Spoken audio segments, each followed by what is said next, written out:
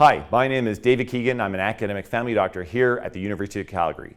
Today we're talking about how to conclude a patient visit.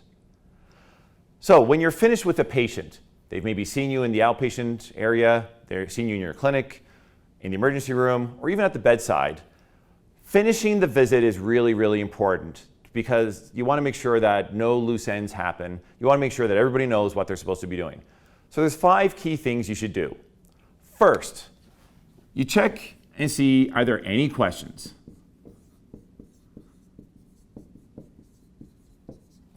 So you could say something like, okay, great, so we've just talked about what's happened today with you and so on.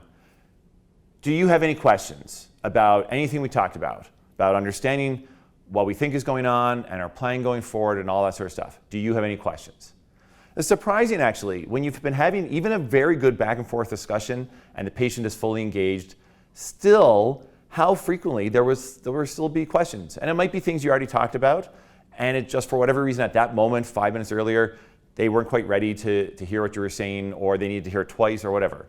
So I find, I would say about 60% of the time, when I ask a patient, do you have any questions about anything? Yeah, about 50, 60% of the time, people say, actually, can I confirm this? So great, wow, that's amazing. They're giving you a chance to prevent a gap or an error in care. That's incredible.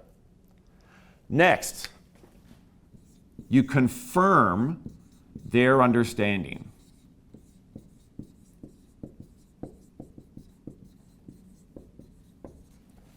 So you want to make sure that people understand what you're talking about at the end. So if it's somebody with asthma, so you understand where we're going. We're going to be starting you on medications, seeing how that goes, and we're getting you back in a couple of weeks' time to double check that everything's going in the right direction, and that over time we'll probably be able to drop down your medications and so on. Do you get all that? Are there any other questions? Basically, it's a subset of the first one. It's that you're trying to probe for questions, not just checking for questions. And you say, okay, you might then say again for asthma, you might have started them on a new asthma device, and then you might ask them to demonstrate it for you. And there's actually good research to show that is a really important thing. Or you can say, okay, now we just talked about when you should be coming back to hospital or whatever. And so you just throw out these questions and you say, can you tell me what you understand we just talked about? So you're asking them to tell you in their own words what they understand about what the two of you agreed about. Next, you go over who is doing what.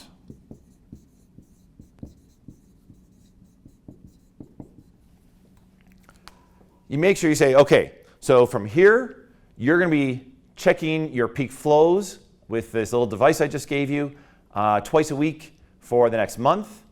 And you're going to be bringing back the results, and I'm going to check you, and you're going to be taking your medication, and so on as we described.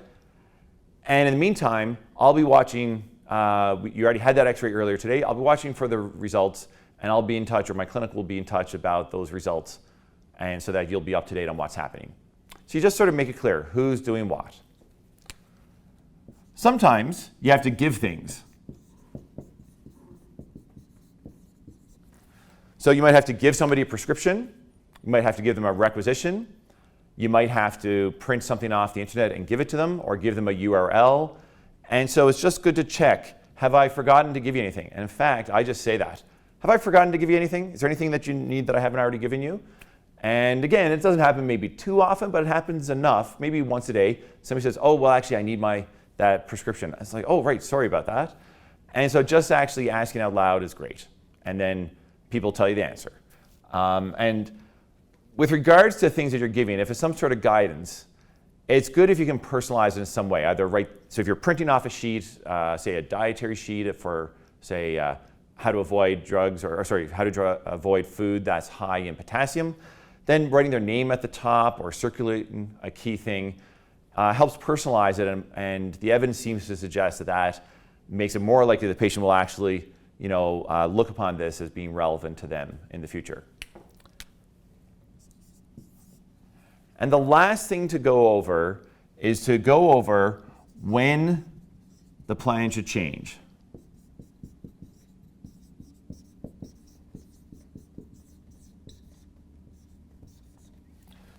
delta for change. So let's say it's an asthma patient and you've started them on new inhalers and you're going to see them again in a month's time.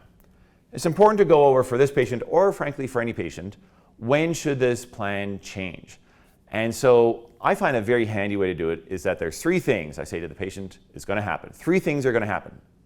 1 is you're going to get better, 2 is that you're going to stay the same, or 3 is that you're going to get worse. And then I say, well, if you're going to get better, and let's say your breathing gets better and everything, that's fine. You keep taking these medications as we described, and I'll see you in a month. Great. Second thing, if there's no change, so if you're still a bit wheezy, then I say, well, take the preventative medications or the long-acting medications for your asthma medications. But if you're still having occasional bits of wheezing or a bit of cough, you can take your blue inhaler. But otherwise, we'll still see you in about a month. But I want you to keep track of any times that you have a bit of symptoms. And then the last thing is that if things worsen, then I say, well, you could worsen in different ways. If you're finding yourself still, maybe getting a little bit more short of breath, a little bit more difficulty breathing, a little bit more wheezing, but you're not like seriously ill, so worsening but not seriously ill, please come back. But if at any point you're like gasping for breath and having serious difficulty breathing, I want you to be taking that blue inhaler or whatever other rescue inhaler we've given the patient. And then you should be getting yourself to the hospital right away. And if you're terribly ill, just call 911. But be taking your rescue inhaler every couple of minutes every few minutes as you need to help with your symptoms while you're waiting for the ambulance to arrive. And so going over when the plan should change is quite helpful. Using those 3 things is handy when there's a bit of a complex scenario. Let's say somebody's got a broken leg and you put a cast on. Well, there's a whole bunch of different ways things could trigger a return. And so using that triple approach is pretty good. So with a broken leg, if things are going fine, you have no pain, you're doing well with the cast, there's no irritation or anything, and you're doing better, you're having a lot less pain than you did right now a few minutes ago, then we'll follow up with you in the fracture clinic like we described, or you'll go to the fracture clinic like we just described. If things stay the same, yeah, it's a bit painful now, but it stays a bit painful, maybe just check in a little bit earlier in case there's any sort of questions that you have. But if things get worse in any way, you need to follow up. So if you start getting some localized pain under the cast, or if the cast becomes loose, or if the cast becomes broken, or if you start getting actually a quite terrible, uncomfortable pain that's just not going away, then you would go over when the patient and how the patient should be seen again. And certainly for the last one, which could suggest compartment syndrome, you'd be telling them to come to an emergency department. So these are the 5 things that you should take care of whenever you're saying goodbye to a patient and wrapping things up. It's going to really help the patient understand what the plan is, their role, your role, who does what, all that kind of stuff, and decreases the chances of a bad outcome simply because of a less than great way that you concluded your visit. Thanks very much.